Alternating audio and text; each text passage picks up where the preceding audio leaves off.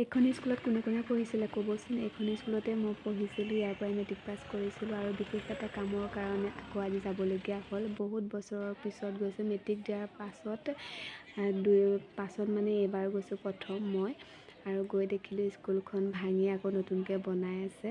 আৰু গৈ দেখিলোঁগৈ মানে ফিল্ডখনতে ছাত্ৰ ছাত্ৰী, শিক্ষক শিক্ষয়িত্ৰী মানে সকলো বহি আছে আৰু ছাত্ৰ ছাত্ৰীসকলে নাচিছে গাইছে আৰু মোকো তাতে বহিব দিলে আৰু বহি মোৰ বাহিৰত জুইশালত ছাগলী মাংস বনি আছে আৰু ভিতৰত মাছ বনি আছে, দেখাই আছোঁ ৰ'ব। এয়া কান্দুলি মাছ, এয়া আলু বিলাহী ফুলকবি মটৰ দি এয়া মাছৰ জোল হ'ব। ছাগলী মাংস উতলি আছে, হ'ব আৰু বেছি টাইম নাই। কালাৰ দেখিছেনে কেনেকুৱা আহিছে? এয়া মাছৰ জোল হ'ব হৈছে আৰু মানে পাকঘৰত বনাই আছে, ভিতৰত বাহিৰত ছাগলী মাংস বনাই থকা হৈছে।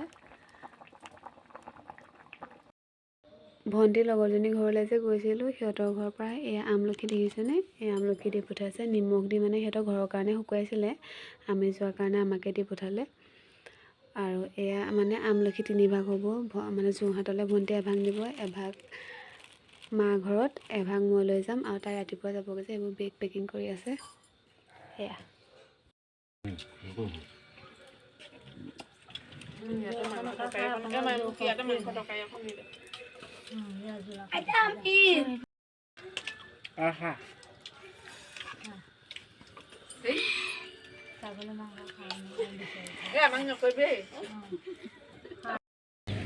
ভণ্টি আৰু ভাগিনটো গ'ল আজি, মই আজি থাকিম, কাইলৈ যামগৈ। মানে আজি ভণ্টি গুচি গ'লে আকৌ ময়ো গুচি গ'লে মানে ঘৰখন একেবাৰে হেৰি হৈ যাব যে, সেইকাৰণে মই আজি থাকি দিছোঁ, কাইলৈ যামগৈ আৰু ৰাতিপুৱাই।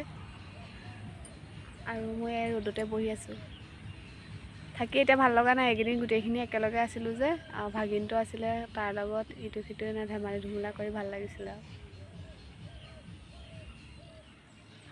ভিডিঅ'টো চাই কেনেকুৱা পালে জনাব। যদি ভিডিঅ'টো চাই ভাল পালে লাইক কৰিব, কমেণ্ট কৰিব আৰু পোনপ্ৰথমবাৰৰ বাবে যদি মোৰ চেনেলটো চাইছে প্লিজ চেনেলটো ছাবস্ক্ৰাইব কৰি দিব। আজিলৈ আহিছোঁ, বাই।